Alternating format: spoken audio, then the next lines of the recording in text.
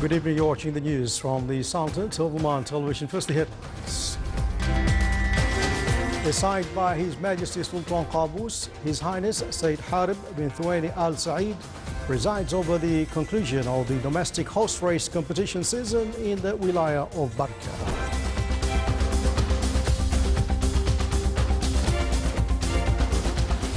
The 11th edition of the annual Arab World Harvard Conference discusses ways of benefiting from educational, technological and economic opportunities enjoyed by the region.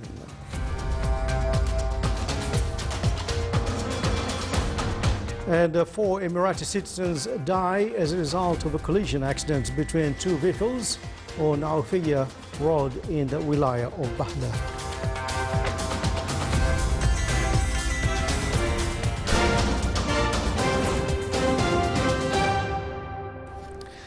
Those are the headlines, and now the news in detail. Assigned by His Majesty Sultan Qaboos, His Highness Sayyid Harib bin Thuwaini Al Saeed presided over the finals of the domestic horse race competition season, which was organized by the Royal Horse Racing Club in Rahba Race Course in the Wilaya of Barka, with the attendance of a number of the excellencies and those interested in horse race from inside and outside the Sultanate. The race included 5 rounds, 4 of which were for purebred Arabian horses and 1 for the hybrid purebred ones. Variety of shows were presented in between rounds by Royal Cavalry jockeys accompanied by musical pieces.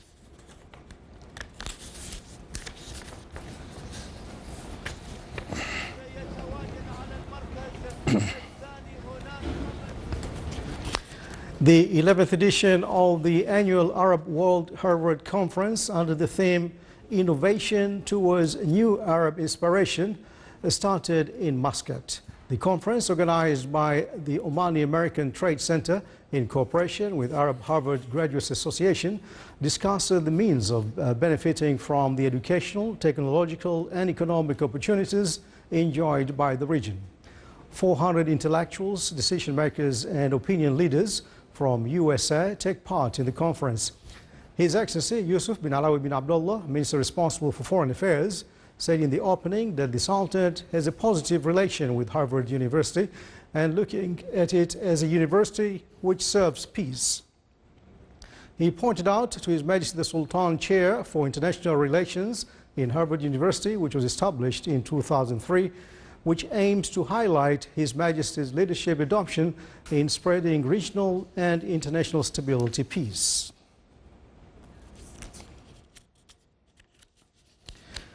According to the National Center for Statistics and Information, the number of inbound tourists visiting the Sultanate has grown by around 40% every half-decade.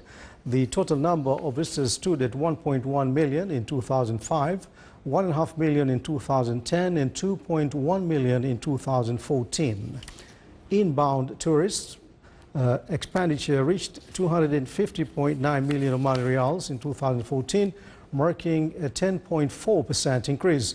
Meanwhile, the Sultanate saw an increase in outbound visitors over the period from over 2.49 million visitors to 4.72 million visitors. Total outbound tourism expenditure registered a significant growth to reach 414.4 million Omani Riyals.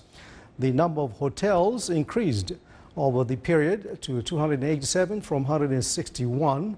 Hotel revenues rose to 116.5 million Riyals from 78.1 million Omani Riyals.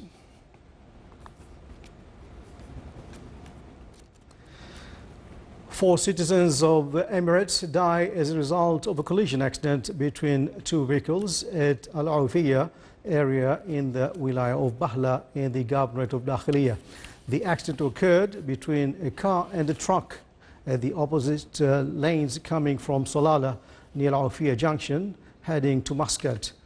Royal Oman Police urges vehicle drivers and road users to be cautious and abide by speed limits.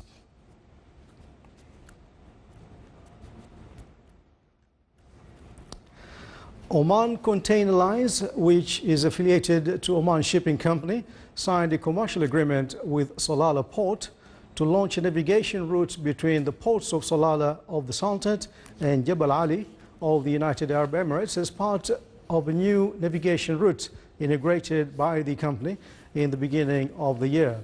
It will link the ports of Salalah, Duqm and Sohar with Jebel Ali port, and the route will start operation in the mid of April to be initially every 2 weeks and change later to be every week.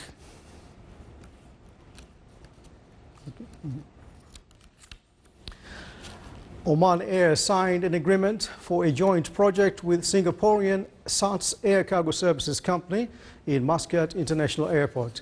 Oman Air will transfer all activities of goods handling and assets relating to the cargo of Oman Air to the new company. SATS company will have 33% of the new company shares to be registered later under the name Oman SATS Cargo Company. The new company is expected to commence its operations during the second quarter of this year.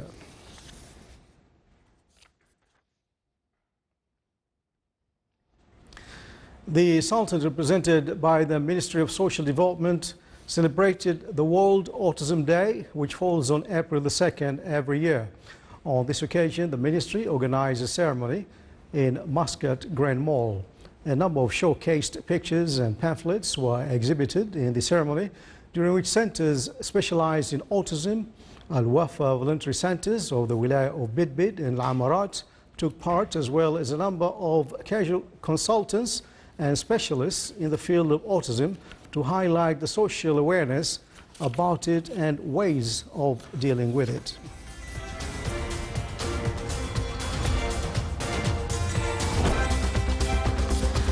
Still to come in News Bulletin,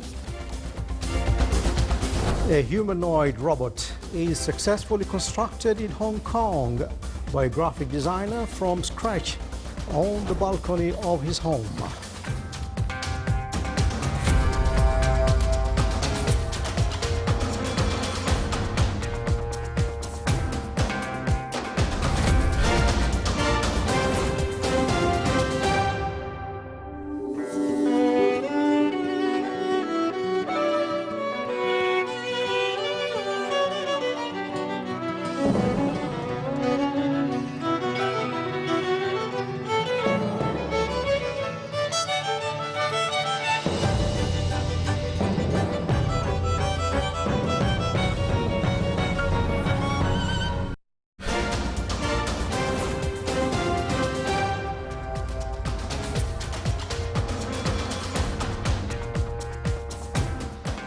Welcome back to the news from the Sultanate of Oman television.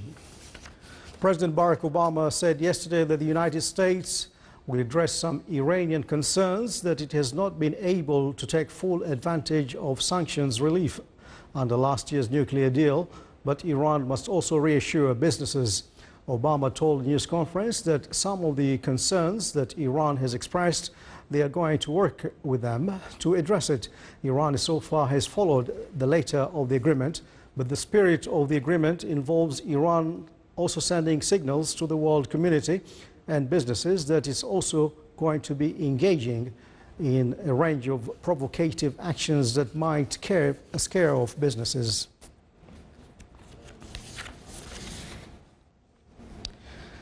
The Syrian army has found a mass grave containing the bodies of 42 civilians and soldiers executed by the Daesh group militants in Palmyra. A military source said today that they uncovered a mass grave of officers, soldiers, members of the popular committees and their relatives. He said that 24 of the victims were civilians, including 3 children. They were executed either by beheading or by shooting. The bodies have been transferred to a military hospital in the provincial capital Homs, and some have been identified. On Sunday, the Syrian army, backed by Russian forces, recaptured Palmyra and its UNESCO-listed ruins, which Daesh had overrun in May 2015. According to the Syrian Observatory for Human Rights, a British-based monitor, which confirmed the discovery of the mass grave, said during their nearly 10 months occupation of Palmyra, the militants executed at least 280 people.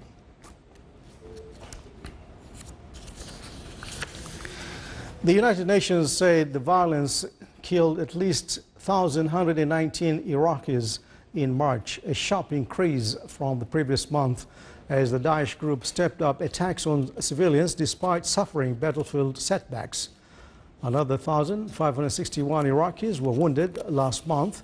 The figures include 575 civilians killed and another 1,196 wounded. The other casualties were Iraqi security forces, including Kurdish forces known as the Peshmerga and the government-allied militiamen. The worst hit area was the capital, Baghdad, with 259 civilians killed and 770 wounded, followed by the northern Nineveh province, which is almost entirely controlled by Daesh, with 133 killed and 89 wounded.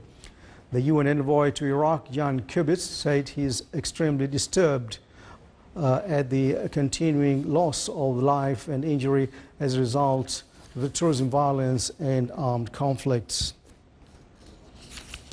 The United Nations Security Council asked UN Secretary General Ban Ki-moon to provide options for a police deployment to Burundi, where simmering political violence has stoked fears the small African state could spiral into ethnic conflict. Burundi has been embroiled in political violence since President Pierre Nkurunziza said last April he would seek a third term, which his opponents say was illegal. Since then, at least 439 people have been killed and more than 250,000 have fled. The resolution asks Ban, in consultation with the Burundi government and cooperation with the African Union, to provide options within 15 days for the deployment of a UN police contribution to increase the UN capacity to monitor the security situation, promote the respect of human rights, and advance rule of law.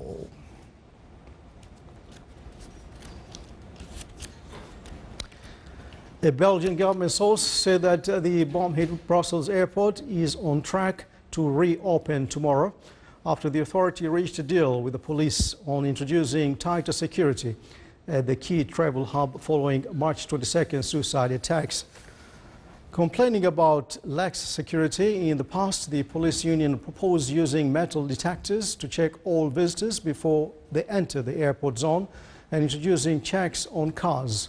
The airport operator warned, however, that such moves would create long queues outside the building that could be another target for attackers. Brussels Airport, which says it contributes some 3 billion euros annually to the Belgian economy, has not released any figures on the financial impact of the attacks, but the ripple effects have been felt throughout the travel industry. Its top carrier, Brussels Airlines, said it was losing 5 million euros daily in what is called the biggest crisis of its history.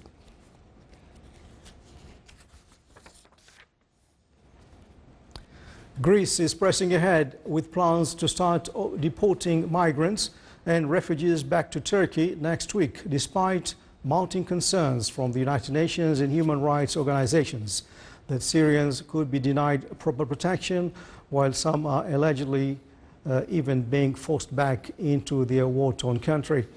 Lawmakers in Athens yesterday voted 169 to 107 to back the draft legislation, fast-tracked through Parliament to allow the returns to start as soon as Monday.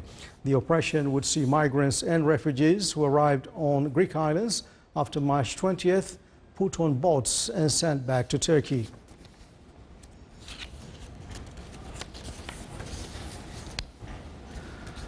Hong Kong product and graphic designer Ricky Ma grew up watching cartoons featuring the adventures of robots and dreamed of building his own one day. At the age of 42, he successfully constructed a life-sized robot from scratch on the balcony of his home. It took around $50,000 and a year and a half to create the female robot prototype Mark I, modeled after a Hollywood star. It responds to a set of programmed verbal commands spoken into the microphone. Mark I can form detailed facial expressions, About 70% of its body was created using 3D printing technology. The rise of robots and artificial intelligence are among disruptive labor market changes that the World Economic Forum warns will lead to a net loss of 5.1 million jobs over the next 5 years.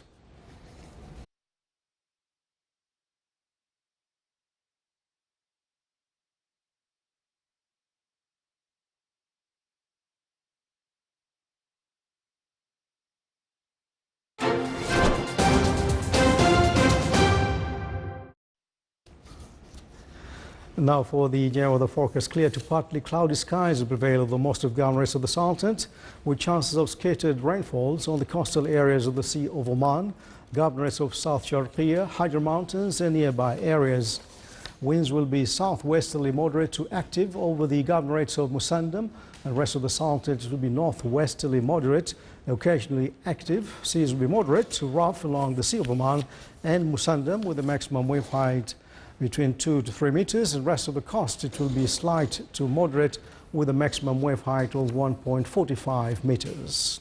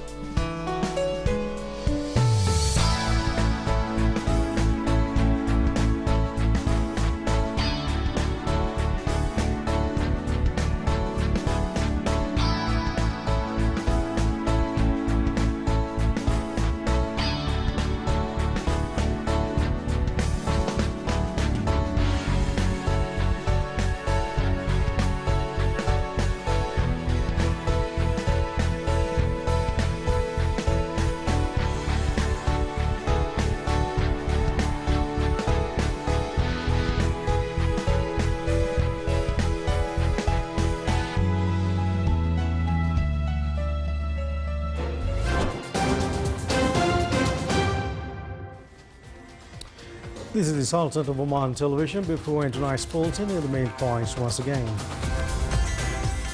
Is signed by His Majesty Sultan Qaboos, His Highness Sayyid Harib bin Thuwaini Al Said presides over the conclusion of the domestic horse race competition season in the Wilaya of Barka.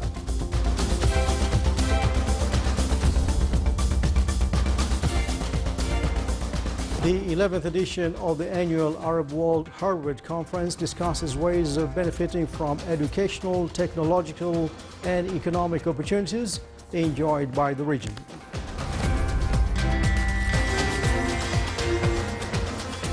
And 4 Emirati citizens die as a result of a collision accident between 2 vehicles on Awfiyah Road in the Wilaya of Bahla.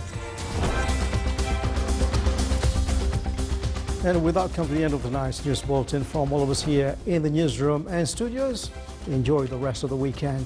Good night.